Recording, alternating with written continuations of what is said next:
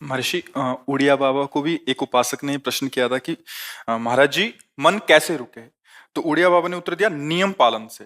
यदि हम नियम पर दृढ़ रहें तो मन हमारा क्या कर सकता है? नियम तो परमात्मा देखता है। हम लोग नियम पर दृढ़ नहीं रहते, इसी से हमारे देश की दुर्दशा है। संध्या वंदन तक का नियम जाता रहा है। भजन करने के लिए नियम की बड़ी आवश्यकता। हाँ, बड़े नियम की आवश्यकता है। तो जैसे प्रातः काल से सायंकाल तक की हर व्यक्ति की अपनी एक दिनचर्या होनी चाहिए।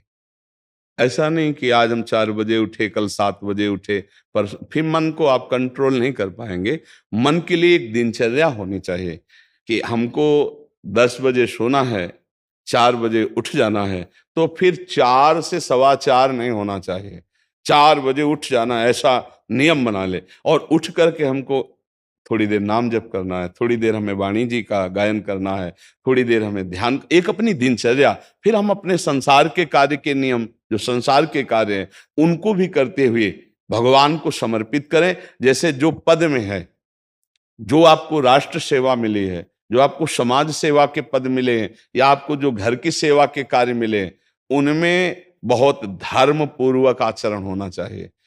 अगर आप अधर्म आचरण करते हैं, अपने पद का दुरुपयोग करते हैं, तो आप सुबह जग करके थोड़ा माला चला लीजिए, फिर भी आपका कल्याण नहीं होगा, क्योंकि आप अपने पद का, अपने सेवा का दुरुपयोग कर रहे हैं। जैसे हम जानते हैं कि अधर्म आचरण है, ये अधर्मी है, हमें पता है दोषी है, और वो हमको कुछ धन दे देता है, और हम उसको मुक्त करवाने की बात सोचते हैं, और जो निर्दोष है उसको फंसा देते हैं।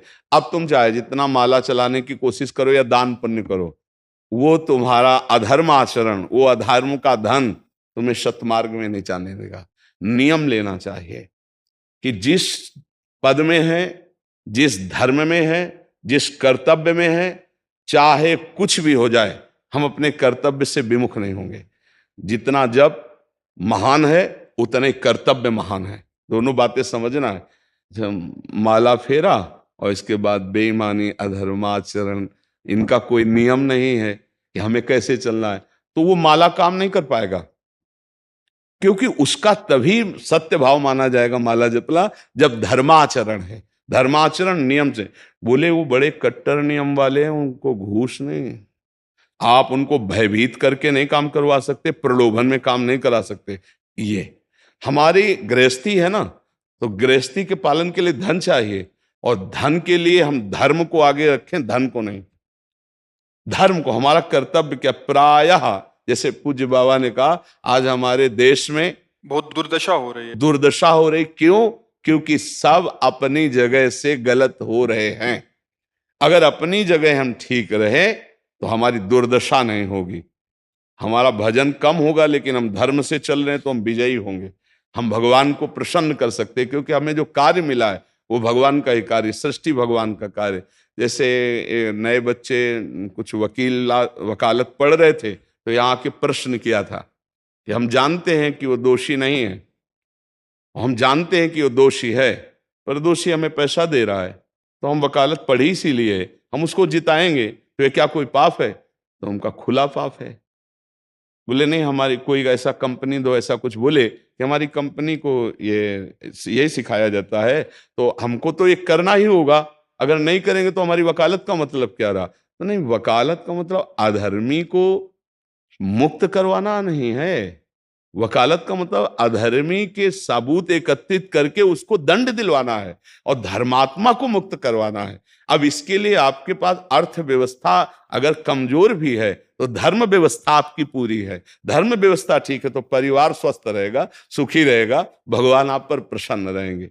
अच्छा, फिर हमने तर्क रखा कि जैसे आपकी बहन के साथ कोई गलत व्यवहार करे, आपको पता है, और वो आपको 10 लाख रुपया घूस दे, तो क्या आप उसका पक्ष लेंगे? नहीं। तो फिर दूसरी बहन के साथ किया है।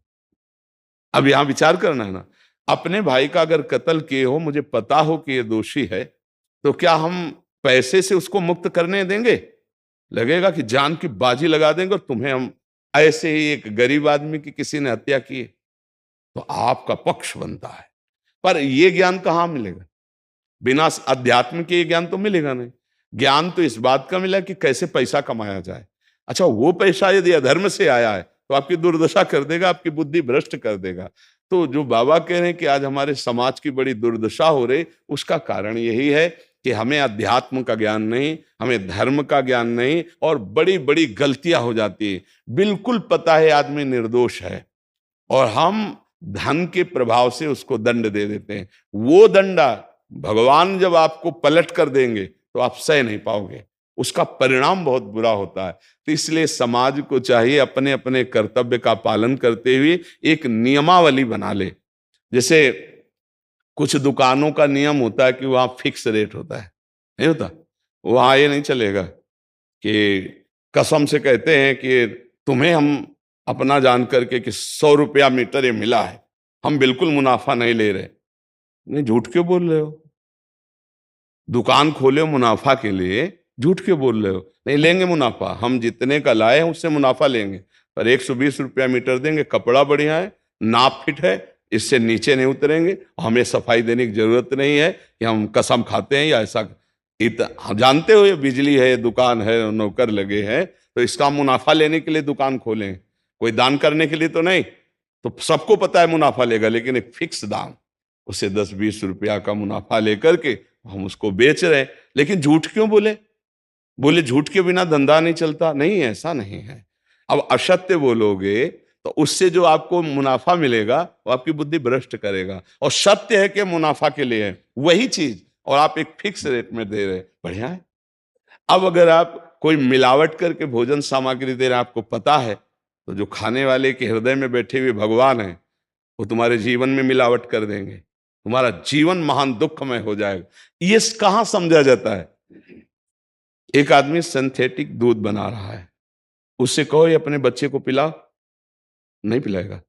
फिर ये दूसरे का बच्चा जब पिएगा तो उसकी हालत क्या होगी? दूसरे शरीर में जाएगा तो हालत क्या होगी? वो केवल धन की बुद्धि रख रहा है। एक आदमी घी में केमिकल मिला रहा है, एक ऐसे अभक्ष पदार्थ मिला है, वो स्वयं नहीं खाएगा, लेकिन वो होटलों में भेजा जाएगा, हजारों लाखों लोग खाएंगे, बीमारी बढ़ेगी, उसको रुपया से मतलब है। ये चीज, ये दुर्दशा हर जगह धर्म का ज्ञान न होने के कारण फैल रही, नहीं फैल रही।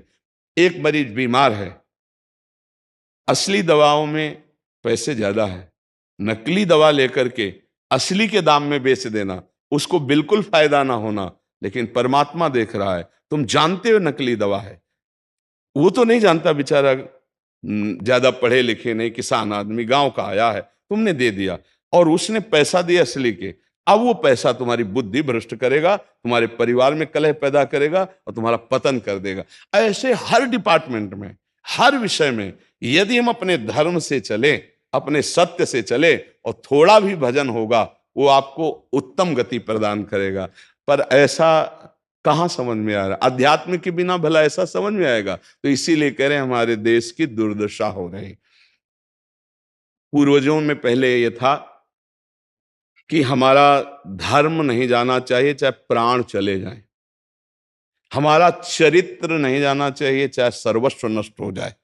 आज इसकी कोई परवाह नहीं, तो उसी से बुद्धि भ्रष्ट हो जाती है, जीवन एक पशुवत आचरण वाला हो जाता है, और वो अपने को बड़ा सुखी समझने लगते हैं कि हमारे पास बड़ा वैभव है। लेकिन प्यारे, उस दिन को याद करो जिस दिन तुम्हारा आखिरी समय होगा, ना तुम्हारा फार्म हाउस जाएगा, ना महल तुम्हारा जाएगा, ना बैंक बैलेंस जाएगा, ना कोई व्यक्ति, और ना ये शरीर। अब तुम्हारे कर्म तुमको भोगवाएंगे। उस समय की कौन याद करता है? अगर उस समय की याद हो तो भय लग जाए कि नहीं नहीं, पाप नहीं करूंगा, क्योंकि जाना है यहां से। अच्छा, कब जाना कुछ पता नहीं, किसी भी समय ट्रांसफर हो सकता है इस शरीर से। तो हमें लगता है कि महापुरुषों के जो वचन है कि हमें एक नियम से जीवन जीना चाहिए, धर्म पूर्वक जीवन जीना चाहिए, अपने कर्तव्य का पालन करना चाहिए। जो हमारे लिए कर्तव्य, आज प्रायः धन प्रधान बुद्धि होने के कारण कर्तव्य स्वाहा हो रहा है। एक विद्यालय में विद्यार्थी के लिए जो गुरु पद में बैठा है, उसका क्या कर्तव्य है? वो अपने कर्तव्य को भूला हुआ है। भला छोटे छोटे विद्यार्थियों को, जिनकी नींव पूरे राष्ट्र सेवा में, समाज सेवा में ये बन सकते हैं, अगर उनको हम सही शिक्षा नहीं दी तो उनका पूरा जीवन बर्बाद हो जाएगा। अगर उनको हम गलत सपोर्ट कर दिए तो उनका पूरा जीवन बर्बाद, क्योंकि नया जीवन है। और जगह जगह अपने अपने कर्तव्यों का यदि पालन किया जाए तो पूरा समाज सुखी हो जाए। लेकिन कर्तव्यहीनता आ रही, कोई अपने कर्तव्य को नहीं समझ रहा है। तो यही बात महापुरुष जनों को दुख लगता है कि अगर सब अपने कर्तव्य का पालन करें, धर्म का पालन करें, भगवान का नाम जप करें तो सब सुखी हो जाए। सुख सब चाहते हैं और आचरण दुख वाले करते, इसीलिए सुख नहीं मिल रहा है, परिणाम में हमें दुख मिल रहा है। सच्ची मानना, वो रुपया पूरे परिवार में अशांति पैदा कर देगा। और धर्म पूर्वक 100 रुपया लाओगे और 4-5 परिवार के बैठ के नमक रोटी खाओगे, आनंद से सोओगे, बड़ा प्यार रहेगा, भगवान की कृपा रहेगी। पर ये बात समझ में नहीं आती है। तो ये वृत्ति अगर छोड़ी ना जाएगी तो कुछ भी कर लो, कहीं भी दान पुण्य कर लो, लाभ नहीं मिलेगा। अगर दान देने की बात कही गई है तो धर्म पूर्वक कमाए हुए धन से। अगर आप मेहनत से कमाए हो ना, 10 रुपया दे दोगे ना, तो 10 रुपये का वो आटा ला के अगर 2 रोटी खाएगा तो खूब वजन होगा। और आप 1 लाख रुपया बेईमानी कर रख दोगे ना, तो बैठे बैठे वो गंदा ही सोचेगा, भजन नहीं होगा। उसका गंदा सोचना और आपका गंदा करना, दोनों मिल करके, उसके कारण भी तो आप बने ना, तो आपका ही पतन हो जाएगा। उसको तो भगवान बचा लेंगे क्योंकि भगवान की शरण में है। तो मुझे लगता है अधर्म के धन से कभी किसी को लाभ नहीं मिलता। तो अपने कर्तव्य का पालन करते हुए यदि नाम जप किया जाए तो बहुत जल्दी हमको लाभ प्राप्त हो जाए। बहुत सुंदर, मतलब ये चर्चा होती है, अगर आप लोग इसको धारण कर लें तो निहाल हो जाएंगे। सच्ची कह रहे, ये जो बातें हैं ये बहुत सुंदर जीवन को पुष्ट करने वाली हैं, पर आप धारण कर लें तो बात है। नहीं नहीं तो जैसे लाभ दिखाई दे रहा 50,000, तभी बातें भूल जाओगे, ये बातें अच्छी नहीं लगेंगी। हे यार, बहुत बढ़िया काम घर में आएगा, पर हमारी ये बात ध्यान रखना, वो 50,000 घर में अशांति पैदा कर देगा। सच्ची मानना, आप धर्म से चलना, धर्म से चलोगे तो भगवान तुम्हारी रक्षा में रहेंगे। अधर्माचरण, देखो कैसी कैसी घटनाएं होती हैं। बढ़िया कार है, फिल्मी गाना लगाए चल रहे हैं, और वो एक्सीडेंट हुआ, आग लग गई, बाहर निकल ही नहीं पाए, वो अंदर ही जल गए। क्या हुआ? ये करोड़ों रुपए की कार भूंज दिया तुमको अंदर ही बैठाल के, धू धू करके आग लग गई, अंदर जल। ऐसे जलना चाहते हो, या भगवान के आनंद में चिंतन करके शरीर छूटे हो, फिर दाह संस्कार हो ऐसे कि सब लोग भगवान के नाम का कीर्तन करते ही जा रहे, फिर आपका अंतिम संस्कार, वहां जीवित जल गए। क्या हो सकता है? एक एक पल तुम्हारे कर्म का हिसाब होगा, एक एक सेकंड का। ऐसे कर्म करो कि हमारा अच्छा हिसाब हो, बुरा हिसाब। ये मत समझो कोई देख नहीं रहा, वो देख रहा है, जिसको हिसाब करना है वो देख रहा है। उसके लिए कोई वकील या किसी सबूत की जरूरत नहीं होती, वो सर्वांतर्यामी आपके अंदर बैठे ही देख रहा है। तो सदैव जैसे सत्संग सुन रहे हैं, तो अगर हाथ जोड़ के प्रार्थना है, थोड़ी भी बात मान लोगे तो आप सच्चे सुख के मार्ग में चलने लगोगे। नहीं तो भाई, बहुत गंदी हवा चल रही है, माया की बहुत गंदगी ऐसी फैल रही, कलिकाल है ना, कि ये बातें किसी को पसंद नहीं आती। वो बात बताओ कि हम कितना रुपया